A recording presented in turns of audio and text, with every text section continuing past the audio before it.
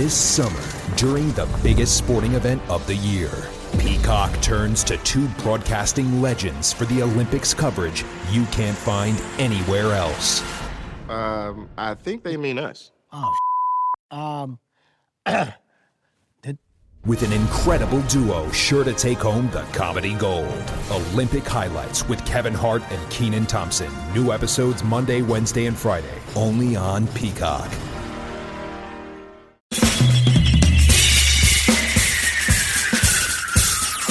This is The Other Side of Midnight with Frank Morano. They're running a strange program, y'all. Now, here's Frank Morano.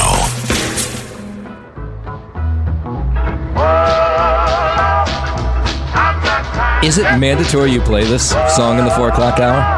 It's not mandatory, but I'm figuring it like this. You're just starting your day, so you're not tired. No, I've got a lot of energy. I should be tired because this is sort of the end of my day. Right. But I'm not tired. So it goes, that makes me feel I'm good. not tired yet. Right. Well, you have my permission because I think I'm going to be here all week to not play that song. Oh, we'll play something else. Yeah, any requests? No, you can do whatever you want, actually. Doesn't bother me. You're doing a great job. Noam Layden in for Frank Morano. This is the other side of midnight. Frank has the week off, well-deserved week. He's down at the Jersey Shore, popping cans of Tab soda that I guess he got online. He paid a lot of money for because, of course, they don't make Tab anymore, which is just sort of a bizarre story in itself. I have no idea what's going on. But it is the reason I love Frank Morano, is that he's a guy who will talk about the fact that he loves Tab soda. I remember drinking that as a kid, by the way. My mother would have it. She had the bottles in the kitchen because my mother was like a skinny little thing and she liked to drink her Tab. And I remember, thinking, oh, Coca-Cola, yes, because we were never allowed it in the house. And I would take a guzzle of that. That was the worst stuff I ever drank. Oh my God, is that awful? Tab? Yes. Oh yeah, I wasn't a Tab guy either. I mean, my mom, I guess, drank diet soda, but in my house we had Coca-Cola. Oh, well, see, you were lucky. Yeah, and 7-Up. My dad used to drink a lot of 7-Up. No, and then cherry 7-Up. Remember cherry 7-Up? Yes, I would have. That was an 80s thing. You were probably the house that had a lot of snacks in the snack drawer too, right? Well, we had snacks, but my mom was very. She made sure there was the rule. And here was the rule. The rule was when you came home from school, you were allowed to have a snack. The snack could either be a sweet or a fruit. Right. Now, if you elected to have the sweet. Well, this is very complicated here, but go ahead. If you elected to have the sweet after school, it meant after dinner, you had to have a fruit. Right. That was the rule. So what did you do? Did you do the fruit before the snack or the snack? I would do the fruit, but then as I got older, you start breaking the rules. Yeah, of course, because you figure out a way around it. Right, and we always had Entenmann's donuts in my house. That was my dad's favorite. Geez, what I would have done to grow up in your house. We were denied all that stuff, so then the minute that I would show up in the house, we would, down an entire box in like 10 seconds. Like a can of soda, that never was at the kitchen table. Once in a long while, maybe there was a barbecue or something, be a can of soda, it was like... I couldn't get it into my system fast enough. Just water? Yeah, water. Milk? I think there was milk sometimes, but we were kosher, so if there was a meat meal, you couldn't have milk, so there'd be like water or something like that. Right. Yeah. Yeah, we had soda in the house. I didn't drink a lot of soda as a kid. I drank mostly probably juice and milk, and then as you get older, that kind of just goes away. And we didn't have soda. I see like kids that had soda machines in school. Right. We didn't have that. No. Not at all. Yeah. You had milk. You had like a half a pint of chocolate milk. Yeah, that pint was so small. It was like having like just a little bit of milk, not enough to quench your thirst, but just here's a little bit of the tiny little milk, and they gave you that little plastic straw that went little through that hole, and that one you really just one slurp and you were totally done with the milk. But I guess you were little and maybe it didn't make that big of a deal, and people drank from water fountains back then, so you'd fill yourself up on the water fountain. I was reading this story about this 97-year-old judge on the U.S. Court of Appeals for the Federal Circuit. And there are people trying to push her out of her job. This has become, you think it stopped with President Joe Biden, and whatever you think about President Joe Biden, whether you think he should be in the White House or not, part of the reason he was yanked from the job is because he's old, right? And obviously a big part of it is the fact that there may not be the mental facilities that were once there. But ignore that for a moment. We just don't like old people in America. That's what it comes down to. And now you think it ends with Joe Biden. It continues. This 97-year-old judge on the U.S. Court of Appeals for the Federal Circuit Court. Her name is Judge Pauline Newman. Now they're going after her. Now she's been there forever. She was appointed by Ronald Reagan back in the 80s. And now they're trying to push Judge Pauline Newman to take part in this probe of her mental fitness. And they say if she doesn't take part in this probe of her mental fitness, and I think when you talk to people who are around her, some will tell you it only has to do with the fact that she's got the numbers 97 in front of her name, that she's 97 years old. It has nothing to do with the fact that she has the ability to do this gig and has been doing it since the 1980s, that they want her out, that the younger generation should get a chance at this job. So I asked all these questions about the fact that ageism is just huge in the workplace, that here they are, they're going after this 97-year-old woman, Judge Pauline Newman. By the way, I reached out to her to see if she would chat with us on the other side of the midnight, and her response was, I'm not getting up at 4 a.m. to talk to you. And I said, well, we could pre-record. She's like, I'm not pre-recording with you. So she didn't really want to talk about it because it's real for her. It's real. They're coming for her. And she will tell you, and her closest family members say it has nothing to do with the fact that she has the abilities to do the job. She says, I have the same abilities that I did back in the 80s when Ronald Reagan appointed me to the U.S. Court of Appeals for Federal Circuit. But because I'm 97, there are youngins who want my job. So I ask you this question. Is it time for her to leave? Should she have to leave? Should there be an age limit where you're pushed out of this gig, right? Now you're hearing President Biden yesterday talking about the Supreme Court, these terms that are just 18 years. Some of that has to do with age as well. But I wonder, it's hard enough for somebody like this 97 to hold on to her job when people are saying you need to take these, which I think is insulting, the mental fitness exam. I mean, if she's on these cases and she's making verdicts and decisions that make sense, then it seems that they're only going after her for her age. And I wonder, there's probably a fair amount of you out there who have dealt with this or are dealing with this right now, that there's this push any way they can figure it out that you won't come back and sue them to get you out of your job. 646-720-0635. So she's one of the people that is involved in this case. They want to take her off the bench. Don't know whether they're going to be able to do it. And there's all kinds of studies that I found from AARP, which with that, one of the more horrible moments, by the way, in my life was when I got a letter from them asking me if I wanted to join AARP because I realized I was that old. I was going to say the exact same thing. Yeah. When I got that letter, first of all, it was before I turned 50, so I was like, who are these people sending me this thing? What nerve of them? And now I'll get stuff like, if you're over 60, and I'm like, no, I'm not over 60. Right. Like, stop. I passed the 50 mark. Right. Stop already. Right. I passed 50, and I don't feel like I'm over 50. I don't feel like I'm 50 at all. But Me either. I'm still like 25. Yes. My head. Right. You know that I can't judge people's age anymore because of this. Because I feel like for my age, and people do tell me this, I'm not making this up, that I don't look like a 54-year-old. Okay, can I tell you something? Yeah. Everybody tells you that. Do you think that? But I get that all the time. But if you saw me walking down the street, you didn't know me from a hole in the wall. Yeah. Would you look at me and think, oh, that guy's like in his 50s? Yeah, huh? You would? Yeah. I'm just being honest with you. Yeah, you just saying that. Look at me. If I was walking down the street, wouldn't you say, oh, yeah, that guy looks like he's around my age?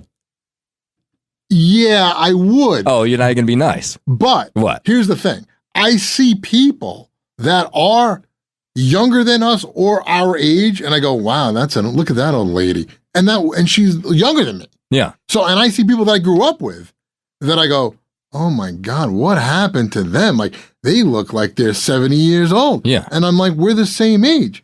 Well, I don't get it. Some people just, they don't have good genes. They don't take care of themselves. But that's true. I worry because we're now, I think, we've given the signal that it's okay to go after these older workers and to push them out of the job. And it's more true now than ever because people are holding on to their jobs longer because they're healthier and they're more fit and they can stay in the workplace. I mean, there's other people, of course, who can't wait to retire. But there's a lot of people who say, I love what I do every day. That includes me. And I want to keep doing this until I really can't do it anymore. And so how do they make that decision? Are you getting in the way of the generation after you from excelling in the workplace? Because it used to be, the thought is that your biggest moments earning money in the workplace was in your late 40s until your early to mid 50s. That's when your earning power was supposed to be, if you're in the corporate world anyway, not in our world when you never make any money, but the corporate world, from the late 40s to early 50s was when you had your highest earning potential. But now that number is moved because people are staying longer in the workplace. But what happens is, and a whole bunch of people responded to me via email when I was asking them. I reached out to some of these people who, again, said, when I lost my job in my late 50s and early 60s, it was almost impossible for me to get another one, even though I had every skill that was advertised in the employment ad, that all they cared about was youth. And a lot of times the HR people who were making these decisions were people who were the same age as the people who they were keeping out of the workplace. People who were in their late 50s or early 60s were so attracted to youth. And the younger generation, I remember, by the way, being the younger generation thinking, oh, would you get out of the way? It's my turn. I do remember thinking that. I totally do remember thinking that. So curious to hear if you had that happen to you as well. 646-720-0635. Let's go to Robert, who is in Long Beach. Robert, you're now on the other side of midnight. Thank you for taking my call. I don't think it's the age. It's the conductive thinking, because Dr. Fauci is older than Biden. Right. And I went to a Rolling Stone concert last year. Mick Jagger is older and Mick Jagger was flipping and dancing all over the stage for 2.5 hours.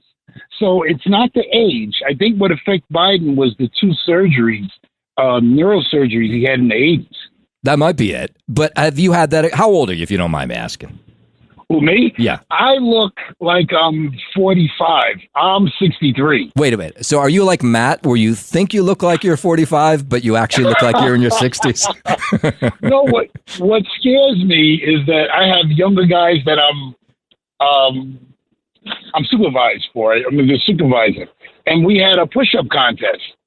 And they were shocked at the 60 push-ups, 70 push-ups that I can do. Oh, I love that. You kicked their ass. I like that. That's great. Well, I didn't kick their ass, but I kept up with them.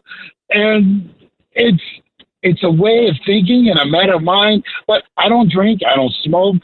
I eat garbage, but... Are you still working? Yes. What do you do? What kind of work now? What kind of work do you do? I'm a shop steward for postal and TSA and federal employees. Right. So at some point you have to retire, right? Or no? Yeah, but there's some, and also, another group that you can never tell their age, Asians. I have some Chinese women and men on my job. I'm shocked when I look at their paperwork. They're like in their 70s, but they don't look like they're like in their 50s. Yeah, it doesn't seem 40s. fair. Yeah. Yeah, they're in their 40s, and they eat steamed rice and vegetables every day. There's no fast food, maybe once in a blue moon. They drink, maybe wine. They don't smoke. Very few do smoke. But I think it's DNA and how you take care of yourself, too. So, all right. Well, I'm glad to hear that you're 63, but look like you're 45, which, by the way, if it's anything like Matt Blaze, you probably look closer to your age, just like I do, by the way. I don't think I'm fooling anybody. People look at me and they're like, yeah, he looks like he's a guy in his 50s. Let's see if I'm going to get this name right. Melchior, you are in Manhattan. Did I totally butcher your name? No, you did it perfectly. Really? Noam Latham, I tell you, you are having an outstanding program. Really? I really call Wow. to compliment you because you're doing such an outstanding job. Wow. You're unpretentious, Are we related? genuine, warm. Right. I have great appreciation for the way that you handle whatever topic it is, because you're very, very genuine the way that you come across. And that, I think, is one of the hallmarks about the way that you're doing whatever topic it is that you have been handling this week. I've been enjoying it so much. Gosh. I can't have enough compliments for you. Well, thank keep you going. so much. No, you can keep going if you want, if you have more if you have more compliments. Well, wait, so is it Melchior? Is I saying that right? Yes, that's precise. It's an ancient Hebrew name. I was going to say, it sounds Hebrew. Hebrew. It's also part of the Christian tradition, one of the three kings who heralded the birth of Jesus, but actually I'm Jewish. But I only found out about the name later on. Huh. But I don't want to concentrate on that. I just have so much admiration for the way that you're handling everything that you do, and you and Matt Blaze. Wow. I mean, you're a wonderful. You're a wonderful team.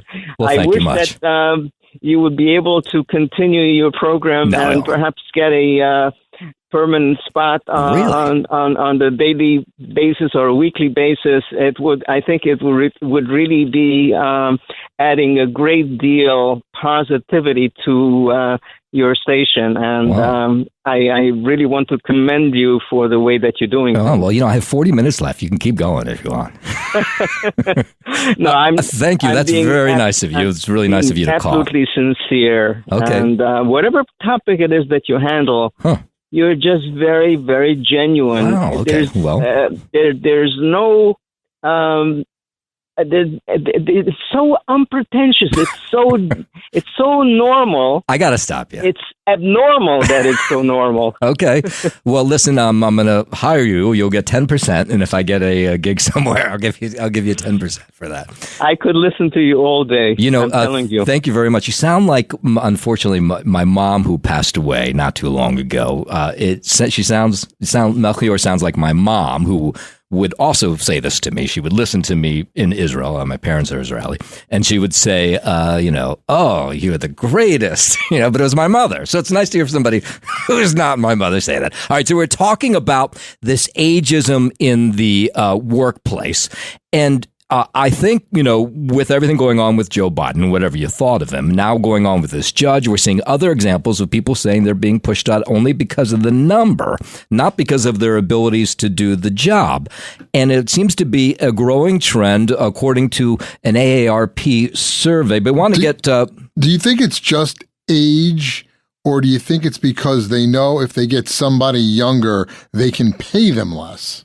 Well, that's part of it. I'm sure they absolutely 100% will pay that person less. Right. If you're doing the job for 20 plus years and you get let go and then you're looking for a new job, you're going to be commanding a salary with your experience. And the way of thinking of these companies will be like, well, we're just going to get somebody fresh out of school that's going to do it for a quarter of the price, but not do it as well. But they'll be okay. Yeah, but you block them out. I see what you're saying, but to have the expertise of somebody in the workplace, and just because you're getting rid of them, absolutely, some of it has to do with salary. But you talk to some of these people that say no, that people who followed them up were getting around the same amount of money. Maybe there's a little savings on them, but that they were just booted out because they were too old. Steve is in Manhattan, and now, Steve, you are on the other side of midnight. All right, Noam and Matt, you guys are two professionals. First, I can give you a music song. How about Brownsville Station, Smoking in the Boys' Room? Oh, I love that song. Take it from the Midnight Special where Cubby speaks to the audience for a couple of seconds. It's excellent. All right. The thing with age. All right. First of all, we would want an age requirement with the 101st Airborne, of course. And Joe Biden is in the federal government for 50 years, and he's talking about to throwing the judges out of there. But the thing is, you have to realize a lot of it has to do with competence. A lot of people do not like working around people who are incompetent. It does not matter how old they are. And the thing with Matt talking about how old you look, you got to gauge. If you think you look young, if you're a dude, a guy, if the young chicks are looking at you, then you do look young, unless they know you're a billionaire or something. But the thing is also, there's a flip side to it too with women. There's a lot of things, like working at home. We could have done that 20 years ago, but the big office managers wanted to cherry pick the beautiful women. there's two sides to that coin, guys. Yeah. All right. Thank you. Thank you for that, Steve, for that comment on the other side of midnight. Yeah, I think if the women are attracted to you, that's sort of interesting. Then maybe you look a little bit younger than your age. I don't have that problem. Women being attracted to me, even my wife.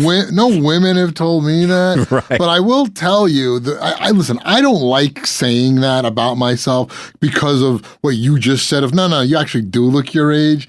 And if I do, I do. I don't really care. But I will tell you this. When I first started working here, it was around 9/11. And I remember I was sitting here with a bunch of the people that work here, and they're younger, and they were saying, well, where were you? I said, yeah, 9/11 was kind of crazy. And they said, well, where were you? What were you doing? And this one's going, oh, I was in third grade. Yeah, of course. I was in second grade. Right, I was born. In first grade. Right. And then they looked at me and they said, well, how old are you? How old were you? And I go, you just lie, I hope. 31. Yeah. And they looked at me and they went, are you kidding me? They were like, we thought you were like 36. Yeah.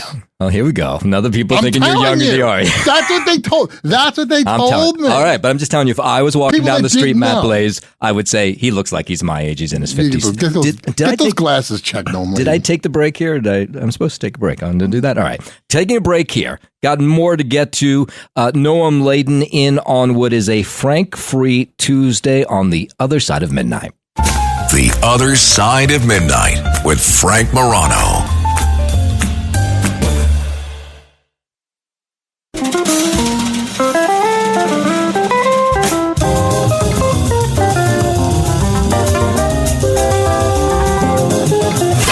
It's The Other Side of Midnight with Frank Morano.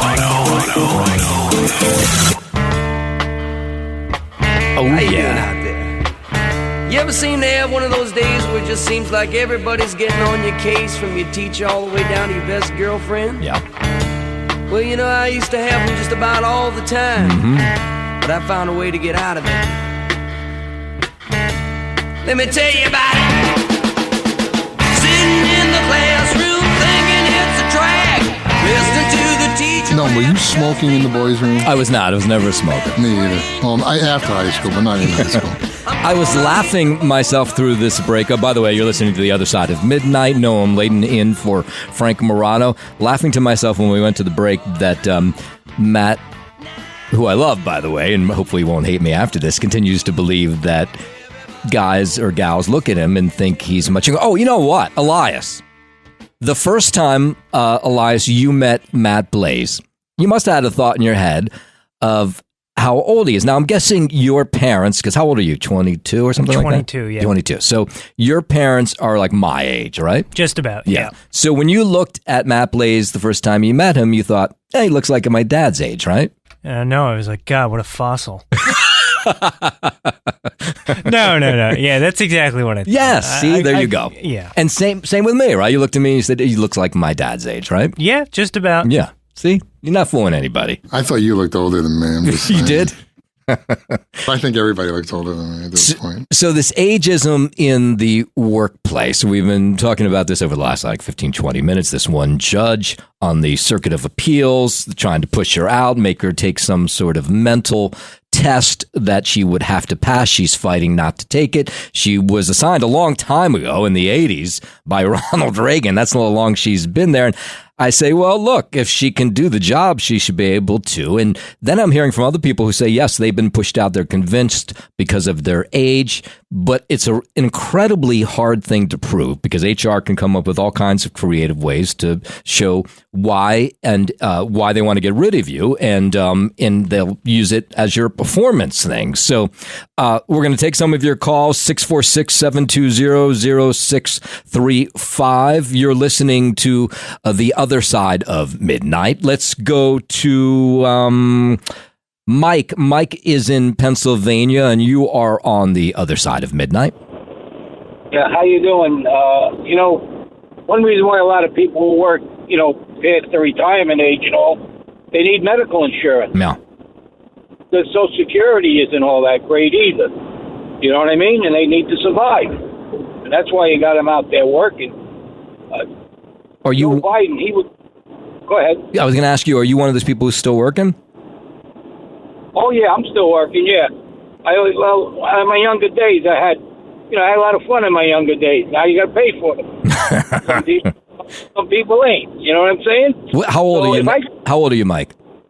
66 now. And what are you doing? What kind of work? I'm a service manager. What is that? I don't know what that means. What's a service manager? I don't want to get into it because I'll be advertising. You know what I mean? And I don't want to. I'm friends with your boss, Mr. Casimir. Okay. All right. Yeah, I got you. I'm following you. And what? No, it's okay. And then so that if I always say if I work till I'm 100 years old, okay, that meant I had a good life because I could get up and go to work till 100. But here's the thing, also, when you talk about, I was that kind of guy. I thought, I still look young. And now I look in 20 years, I'm 86. That starts to get. But I knew I was getting old when I watched my grandson play ball one day, and they were coming in, to take their at bats. And this one kid on the team goes, hey, he called me by my last name. Hey, Mr. So-and-so. I look, I said, this kid, I don't know this kid. He was saying it to my son. My son was sick. Right. That's when you know you're getting old. Yeah. You know what I mean? Yeah, I hear you. Another way getting old is when you take a woman out and she says, go back to the house. I forgot my teeth. Now you know you're getting old. Very nice. All right, Mike, thanks for calling the other side of midnight. Let's see. I'm always amazed by, and I'm curious to see, I'm looking at the list of people who have called in to 646-720-0635 for the chance to get on the air, and how long people will wait on hold. So now, in the first hour, I talked and I gave a list of things that I hate because I got caught at maybe too pricey of a Mexican restaurant for a celebration with a QR code menu, and I just was completely annoyed by the fact that they didn't give me a piece of paper with the menu items on it, and I started listing all the things that I hate. Now it's now 34 minutes after the hour, and that was now almost an hour and a half ago. So Matthew is on the Upper West Side, and you've now been holding on for 47 minutes, which I think is unbelievable. And how could I deny you a moment on the air when you've been holding on for so long? Go ahead, Matthew. Well, I love your show, and I'm not going to be like your agent. My gosh, he went on and on. And yeah, Melchior, yeah. Program, but I do not like when you order something. I travel around the country, and I'm here in New York now, and I go to a nice restaurant, very nice restaurant, and instead of holding the wine list, because I like to discuss the wine and, chatter amongst my guests, I've got this gal who comes over. Good gosh, I felt bad for her because she couldn't have been more than 100 pounds dripping wet.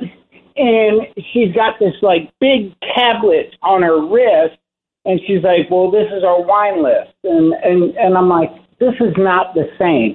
And she's like, oh, yeah, and you have to enter a username and password in order to, peruse the wine. I don't like it. I don't like the whole call me old, call me an old man, but I like to sit there with an actual printed out wine list. Yeah.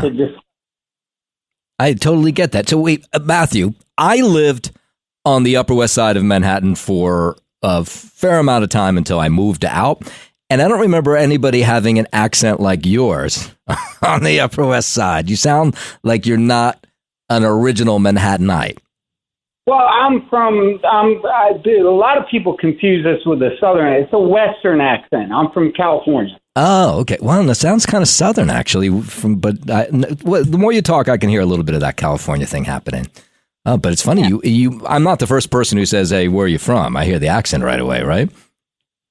Most people think I'm from down south, but I'm like, no, I'm from San Diego, California. You're kidding? How did you get that accent in San Diego? Oh my God! I mean, it's nothing wrong with the accent. It sounds nice, but it does sound very Southern. I'm a little cowboy town outside of San Diego. Oh, maybe that's it. Yeah, it's a Western accent. Right. All right. Thank you, Matthew, on the Upper West Side, my old stomping grounds. Joaquin. Joaquin, you are on the other side of midnight. Hey, Norm, you know what? I actually called to talk about, the slow drivers in the left-hand lane. Right. Okay, I'm going to be 65 in August, okay? And when I was 55, I felt like $1 million. And when I was in 61, I was able to do 500 to 800 push-ups a day. But for some reason, I got injured when I was younger, and my injuries are catching up to me, and now I'm falling apart. Wait, so this is what I have to look forward to? Are you trying to make me feel bad about myself? Because I'm a big workout fiend now, but that's going to go all downhill when? 60, 61? Well, for me it did. 61, 62. What? And so it started going downhill. But part of the reason is because I got shot when I was 17 years old. Oh, my God. Jeez. Wait, I got to hear this story. Where'd you get shot?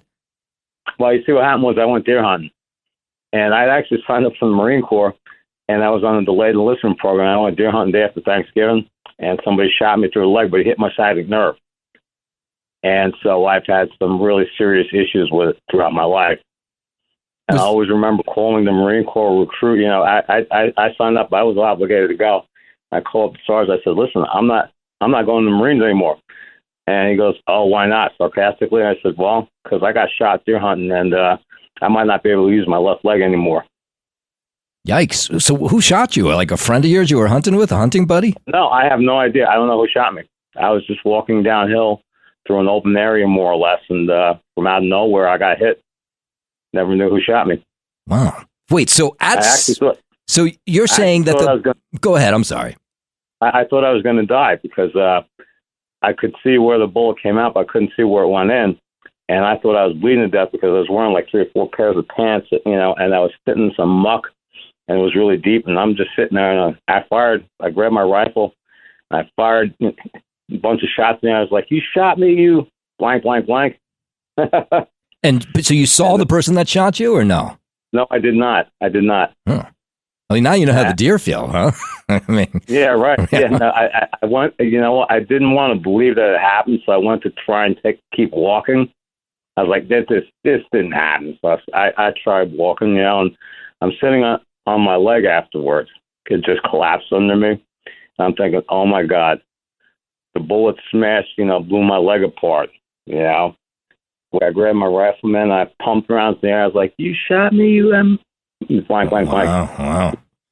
That's an intense story. Anyway, no. But you see, the bitch of it is that I hit my sciatic nerve, and that's why I had so many problems throughout my life. But, I spent a year laid up in bed. I gave up psychologically because I was in so much pain for a long time. But anyway, so... But you made it to 61, and now everything's okay, right? I mean, you're saying... No, now it's not okay anymore. Oh. Now my back is... my back, my hips, and my knees are completely falling apart. What, did you call in to depress me? I mean, don't get me wrong, Joaquin. I mean, you sound like a nice guy, but this whole story is kind of depressing. That's all right. Don't worry about it. Let me ask you one thing, because I got to keep going here. Did you go out hunting again? Are you still a hunter after all that? Yes. You didn't learn your lesson. I'm actually, I've done trick shooting performances for the last 15 years. I could pull 2 pistols and hit 2 targets at the same time and shoot 2 out of the air with 2 pistols simultaneously. I got to see that. Can you send me video of that? Where do I send it to? I don't know. Where does he send it to? To me? Oh. All right. Anyway, no, but I want to call about the slow drivers. Go ahead. I've been a tractor trailer driver for 40 some odd years. Right. You know who causes the accidents? It ain't the guy that's going fast. It's the guy that's going slow in the left hand or the second hand lane. Yeah. They're frustrated. You know how much road rage those people cause? Yeah. Oh, I imagine.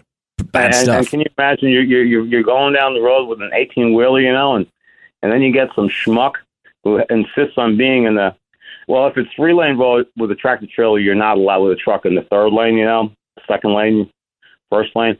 And then you're sitting there, and then you got some schmuck that's thinking, oh, well, the speed limit's 55, and I'm doing the speed limit. Right. That was my mother, by the way. So if you wanted to yell, she was like that. I don't understand why these people are tailgating me. It's because you're in a lane you're not supposed to be in. But she'd be like, I'm going the speed limit. Joaquin, best of luck to you. Thanks for calling in, and what a wild story you got there. Tony is in Florida. We were talking about ageism this hour. And Tony, you are now live on the other side of midnight. Uh-oh. I love listening to your voice. Oh, thank you. Okay. Well, thank you, Tony. You're welcome. And I'm 65, and growing up in the 60s and 70s, and up until recently, the older you were doing something, the more admired you were. I mean, I remember in years past, somebody 97 still doing that job would be praised, and people would look at them in awe and like, how do you do it? And nowadays, it's the opposite. It's like, if you're older, suddenly, thanks to Biden, you must be senile or something. It really was like that at one time. I know there's certain societies where people really respect their elders. That we are not one of them. But there was a time in America when we did? Yes. Oh, yes. When was this? When was this? Remember. You were there. Don't you remember? I don't know. I feel like anytime I was on this planet, it was all about youth. That's all anybody cared about. Yeah, well, you're in a different state. I grew up in Ohio and moved to Florida, and a different type of work than I was in. So, but I grew up, and we were taught to respect older people because the older you get, the wiser you are. And that's the way I always looked at it. I never thought, like, don't trust people over 30. This was silly. When I was working as a park ranger, and I had to hire somebody, I preferred somebody about 40 or over. Okay, I mean, I didn't discriminate on age, but I was happy to see somebody that had some experience, especially dealing with people. You were a park ranger? Wait, can we stop right there? What kind of park ranger were you? Well, the kind that collected the money at the front gate. Oh, you were that kind of park ranger. Oh, boy. Yeah. And so my husband did it for a few years after I'd married him. And then I went on to become a police officer in the city. Oh. But he did it until he retired. Huh. He was a firefighter in law enforcement. And he's almost 80. Wow. Now. And he's still working? No, he's not. However, he has terminal cancer, but it's the kind that can be kept at bay with chemo. Oh, that's good. Hopefully for a long time, yeah. All right. And we were at his doctor's. Pardon me? I was going to say, I only wish him the best of health, and it's, of course, always good to talk to you, Tony, in Florida. 646-720-0635. We've been talking about ageism. I had my list of things that I hate, and everybody seems to want to respond to all that. And since we don't have a whole lot of time left, let's keep going because I see people are waiting on hold. Jimmy is on Staten Island, and now, Jimmy, you are on the other side of midnight. Good morning, Noam Layden, and your screen caller's a great guy, and Matt Blaze, I don't know if they're one and the same or two different people, but I have to tell you, Noam, when I met you, it was about 20 years ago. Right. And when I saw you, I said, wow, this guy's voice, you don't look anything like his voice. Oh, it's so disappointing. You look like you were about 15. Yeah, it is the most disappointing thing. Mm-hmm. You had blue jeans on and a nice shirt, and I was like, if I'm right, you had all your hair up in a with a bobby pin. I'm joking. You had no hair. No, but age to me. You ready for the old story? Right. Age is only a number. I'm 61, and a lot of people tell me, I go, how old do I look? And I say, watch what you say because your life depends on it. But I'm 61, and I agree with Matt. It's how you feel. I know kids at 23, 25. They're in the bed. They don't want to get up. They don't move. They have no energy. And here I am. Come on, let's go. Let's do. Let's get. But today's generation, I call it like a degeneration. Nobody plays wiffle ball in the streets no more. No one plays stickball in the streets. No one rides a bike on a Saturday like all our friends used to meet. So I think everything's a sign of the times. And as far as that judge goes, or the appellate judge, I believe you said, I mean, let's face it. Who was that other one that sat at the edge of the chair all my life? The Supreme Court judge that passed away. I forget her name. Ruth Bader Ginsburg. Right. I mean, let's face it. She wrote. She did everything she had to do. Of course, she had no fingerprints at that point, but she was.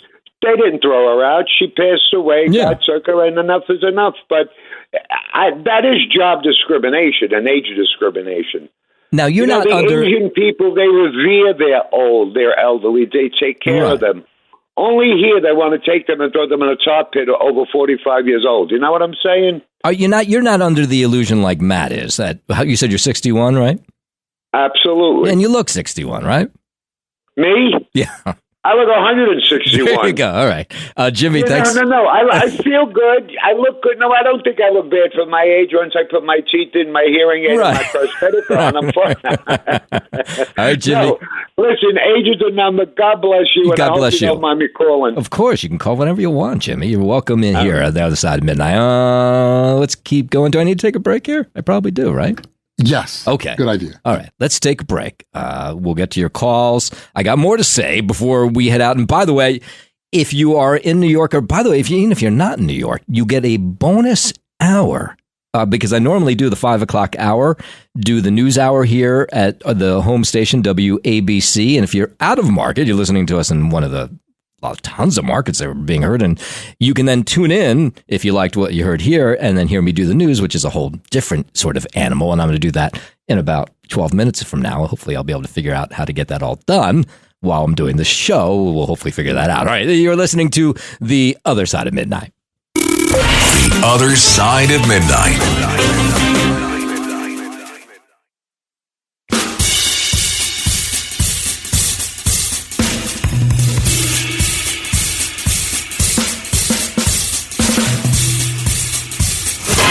It's The Other Side of Midnight with Frank Morano.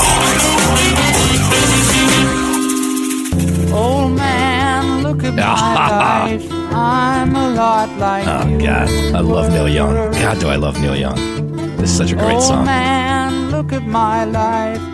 This is what I feel like now. Old man. Yeah, sorry. Just had to be honest with you. Well, I mean, it wasn't me who said this stuff. No, you're People the one said who's it to me. Right, and I just had to set you straight that you look like you don't look exactly your age, but you look your age. So do I. So don't feel bad. Well, you can, I can. We were talking about ageism in the workplace. I should point out, by the way, that my father, who is 92 years old, still goes to work every single day. He is a cosmetic chemist. And what's been interesting is he invents cosmetic products or works on cosmetic products, works for a cosmetic company. And he's told me a number of times he's actually gone to the boss and said, I don't want to stand in the way of somebody who wants this gig. Anytime you want to get rid of me, it's okay. I'm coming to work because it's something I still enjoy doing. And they were, which is great. They were like, no, we don't have you here just to have you around. We have you around because you're an expert in what you do. And so, no, we don't want to get rid of you. So, I mean, there are people who, in his case, they love having him in the workplace. And what's been fun for me is the times that I've visited him.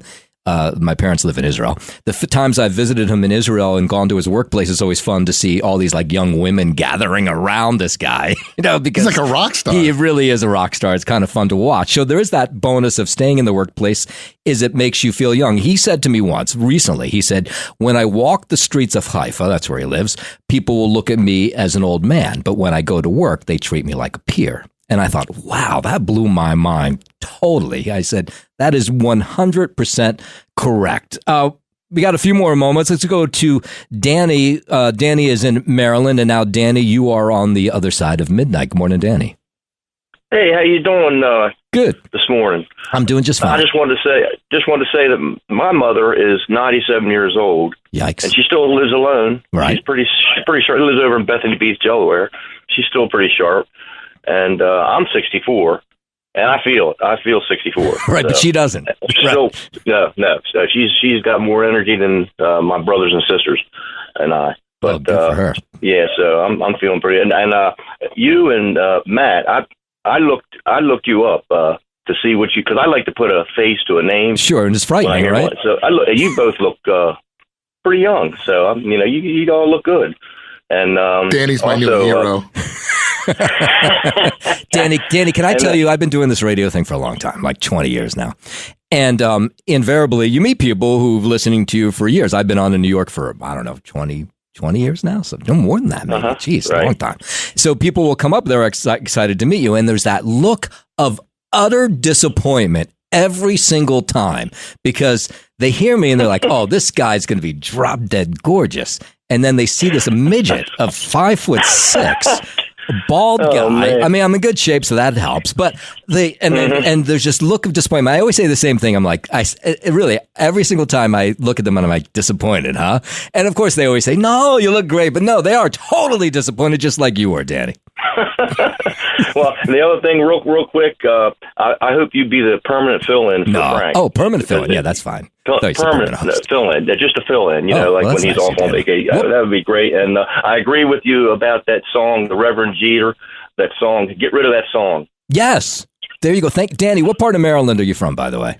I live in Cecil County, Maryland. It's near Rising Sun. I know Rising Sun. Rising Sun, Maryland? Yes, Rising Sun is near the summer camp I went to in Bel Air, which is not far away. Yes. Yeah, so I know Rising Sun well. I'm right across the Susquehanna River from Bel Air. Now, wasn't Rising Sun at one point the place where the KKK had a big group, or am I just making that up out of my top of my head? No, you're absolutely correct. Oh, look at that. It's still got that stigma attached to it. That there's still a few of them left. You're not a member, or no?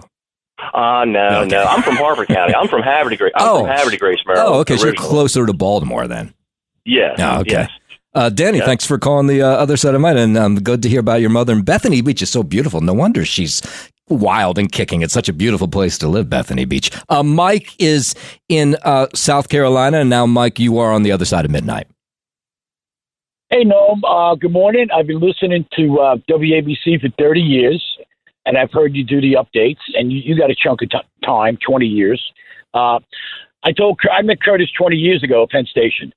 I worked New York City Transit when I started, and then I retired Metro North Management.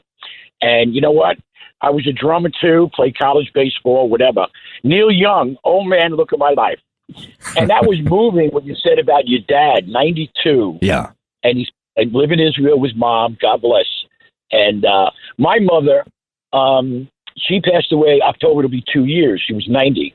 And every time I watched the show, Everybody Loves Raymond, that was where Mom grew up, Lynbrook. And I got to give a shout out. I called her before about the call screener, Elias. Elias. And my man, Matt, is aces with the music. And Matt, I'll never forget on Dominic Carter's show with Danny Willis and her beau, and he did an imitation of Barry White. No, I laughed off my chair. Wait, Matt did an imitation of Barry White? Yeah, Barry White. What, you've been holding out on us, Matt? I didn't know you did Barry White. Mike, what part of South Carolina are you in? I am in a town called Little River, just north of North Myrtle Beach. I grew up in Nassau County. Oh, okay. And everybody's doing that train. I lived in Charleston for a while, so I know that area well. Everybody's doing that thing, leaving New York, going down to South Carolina. It's such a great place to live. I don't blame you for doing so. Oh, yeah. And there were some people here. I know you're finishing up. There were some people here who are still fighting the Civil War. One guy said to me, I'm having coffee. Well, are you a Yankee? I said, what? I'm north of the Mason-Dixon, man. That's what I am. Yeah, I said, what are you? The War of the States is what they call it there. They don't call it even the Civil War. They call it the War of the States. The word is right. I know. And I'm down here 2 years so far. Okay. And I said, hey, man, are you still fighting the Civil War? Why don't you do a reenactment? Because the last I read, the gray coats lost. Okay. So get a life and get a hobby. All right. No. All right. Take it easy. It sounds like a good life down. Oh, man. Boy, South Carolina is such a beautiful place to live. Should we have time for one more? All right, let's do one more. Pat is in. Sorry. But it's too late. All right. Pat, you are in Memphis. I didn't mean to say I didn't want to talk to you, but now you are on the other side of midnight. Yes, thank you. I'm a bar soap girl myself. See? And I miss the old lava soap. Yes. You remember that? I remember lava soap was like it had sand in it. It did. And it was for I raised 4 sons, and of course I had a husband, and whenever they'd be tinkering on the cars, they would come in and reach for the lava soap. Lava soap was like doctor, and thank you, Pat, was like, that was the soap that would get the grease off. It was and had this gritty sort of feeling. She's right. It almost felt like there was like sand inside the soap bar. And it is interesting that everybody that agrees with me that soap gets you cleaner, a soap bar gets you cleaner. Ain't nothing going to get you cleaner after you've been tinkering. Yeah, that's right. That's right. After soap. you've been tinkering. Yeah. After you've been tinkering. All right. It's been fun hanging out with you these last couple hours. Thank you, Frank, for taking time off so I could have a little fun in the middle of the night. And I think I'll be back, and maybe I'll even do this again tomorrow. In for Frank Morano, this is The Other Side of Midnight.